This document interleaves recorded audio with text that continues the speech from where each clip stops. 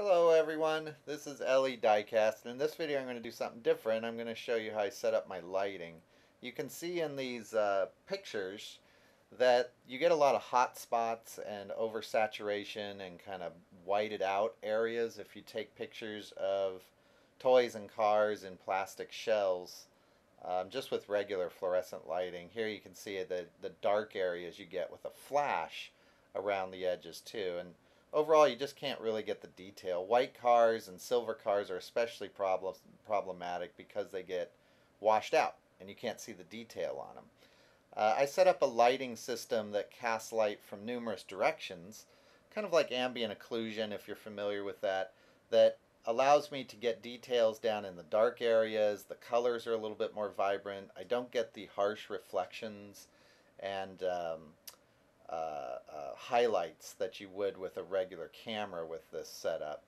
And it works pretty well. I got a lot of questions about how I did it, so I'm going to cover it. Here you can see products in plastic coverings. We basically, with this setup, can see right through those plastic coverings, right to the toy that you want to show off without all those bothersome reflections and shadows. Here's my setup, and this was basically built for about 12 bucks. It's made from PVC piping from Home Depot. I pretty much use PVC piping for everything in our house. And just some poster board.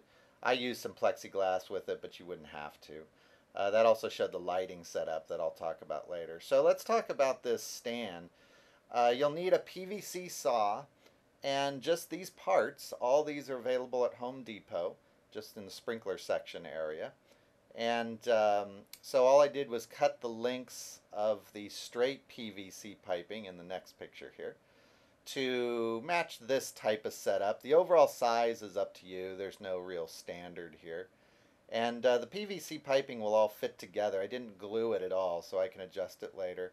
Here you can see I've cut the poles that are going to hold this together and just stuck them in. They stick together real easy. They're easy to take apart. Regular PVC saw will help a lot more.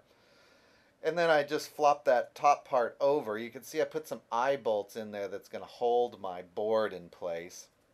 The top piece is basically just a hinge that I'm going to put some poster board on. That's what those eye bolts in there are going to hold in place. And then I'm going to flip it up, and that's what's going to cause the curve in the back, and everything's going to be kind of pinched together in this. In the next picture you can see here, I've used plexiglass underneath that poster board to give it a little more stability, but I don't think you need to, and I did that because I wanted to do some underlighting later. And then I've just used wire to tighten that tension, and that's what bends the board, and that backdrop will give it a nice fade. Here's my lighting setup, and my lighting setup is from Cowboy Studio. I got it on Amazon. It was about $60, real cheap. There's the link. If you want to look for it on Amazon, you can just type in Cowboy Studio Photography Video Studio Setup. They have a number of different ones. This setup has 675 watts of continuous lighting, so it's not strobe lighting if you're familiar with that. And the light bulbs are daylight balanced, which you can get at a photography store or you can buy online. So they're not regular fluorescent bulbs, but they also don't put off any heat, or very little. I never get hot. So it's a nice setup. Here you can see my camera setup, and I only use an iPhone 5 for my video, which I'm okay with. I'm not super happy with it, but it works better than anything else I've found. And you can see the results are really pretty good. Here's a video where I'm moving some things around. Very little reflection. The casting of the light is nice on it. Overall, I can move around behind it, and I'm not getting shadows because the light's not behind me. It's between me and the product.